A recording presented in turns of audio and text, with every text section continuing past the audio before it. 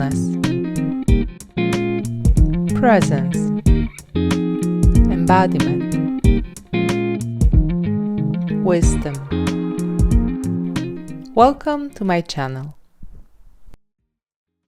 Every time a session gets difficult, most coaches will usually do those things. They will either look for better questions, they will think of what tools should I use next or skills, or they will question themselves if they know enough. So basically they will look for new models. And the trap here is, it feels like progress because you are learning new tool, new skill, new model, but not so much changes in the session. And here is the mistake many coaches do and don't even realize. They treat a state problem like a skill problem.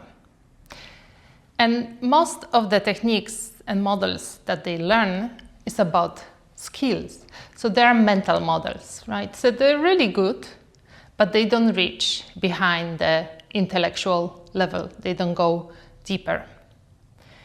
And to give you an example of that is that when I work with my clients, whether I teach them coaching or I work with them as a mentor or coach, they very often come to the session, they're coaches, they learn coaching, and they say, you know, my session didn't go well, and I tried this, and it didn't work. What should have I done instead? So naturally, most people, even most supervisors in coaching will go, what should have you done differently? And the question is not really what you should have done differently, but which state were you in when you were doing this? So for you to understand the state also, let me share you some of my stories.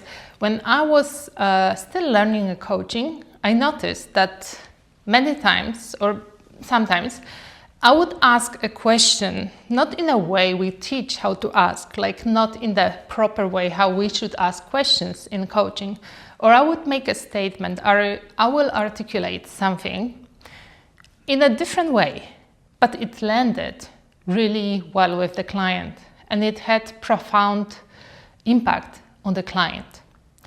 And other times, I would ask the proper way of asking questions, open-ended questions, short questions, but it didn't land it. The same with articulation, the same with using some skills.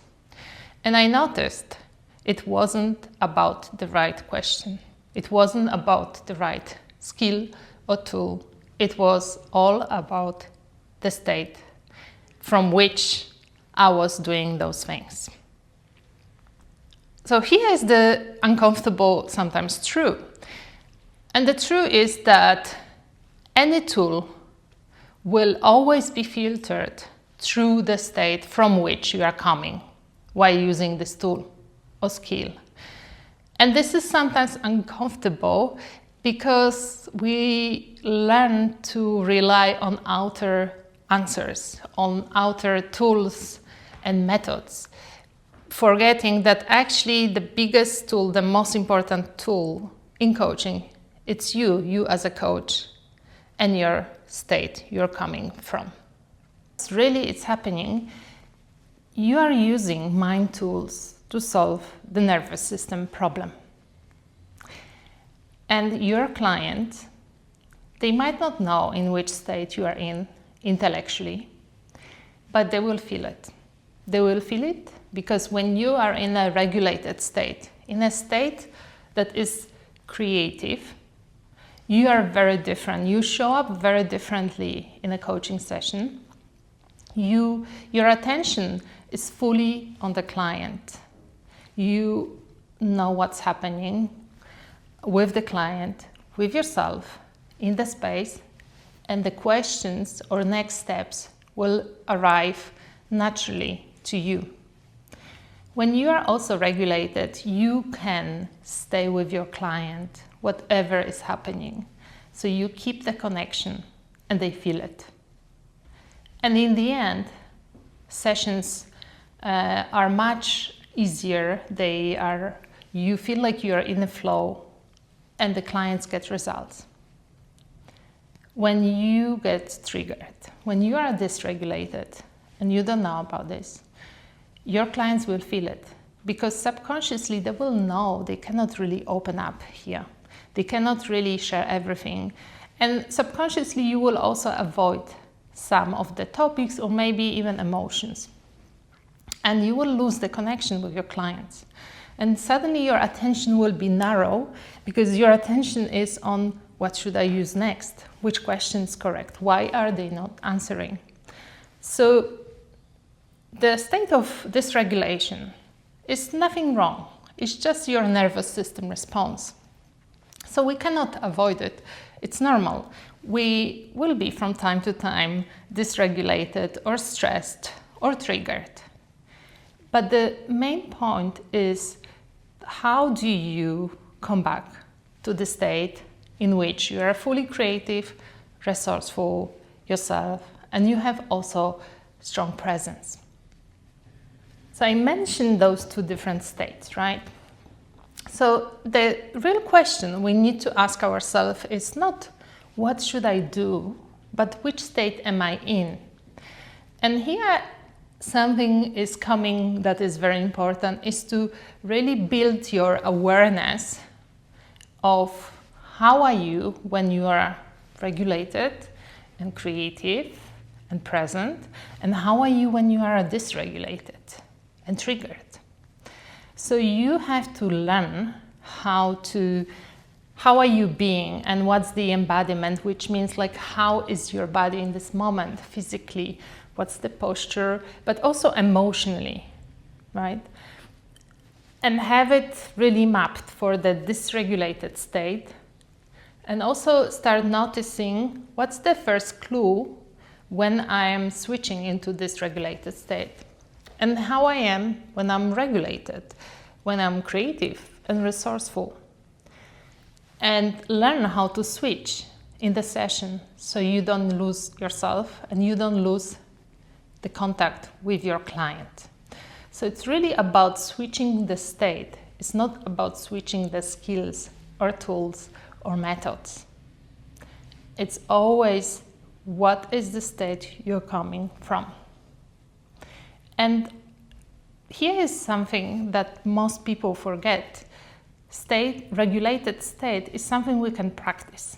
And the switch between those states is also something that you practice.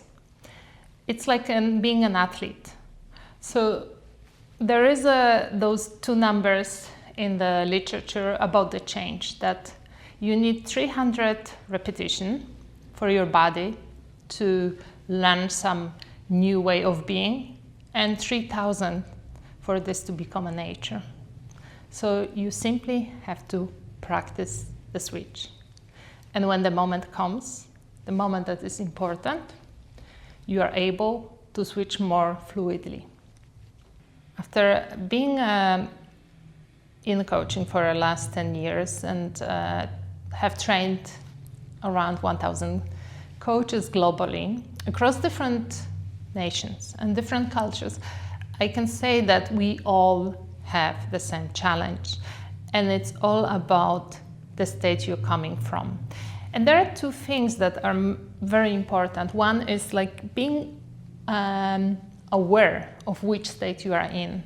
So building this embodied self-awareness, it's something that is first step. And you can learn that from my previous videos that are on YouTube. There is a full video on embodied self-awareness. And the second one is the state switch process that I mapped. And learning this process, how to switch from the dysregulated to regulated, and how to build this capacity to stay regulated and present with the client. That's something that's coming in the next videos. So if you are interested, keep on following me, and the video about the method will come in the next few months. And the video about embodied self-awareness is already here. As a coach, educator and trainer, I strongly believe that we need some good education in coaching, and we need to keep this high quality of coaching. And at the same time, I think it's even more important for us coaches to look who we are and how we're showing up in the coaching session, not only which tools and skills we are bringing. And most trained coaches, more certified coaches, they don't need more tools. You don't need more skills. You don't need more tools. You don't need a long list of questions. You really need to know which state are you in when you are coaching. And you need to know how to switch to the state that is creative, resourceful, and present. If you like my content, follow me here, and you can also find me on LinkedIn or Instagram under Anna Sumara or Wholeness in You.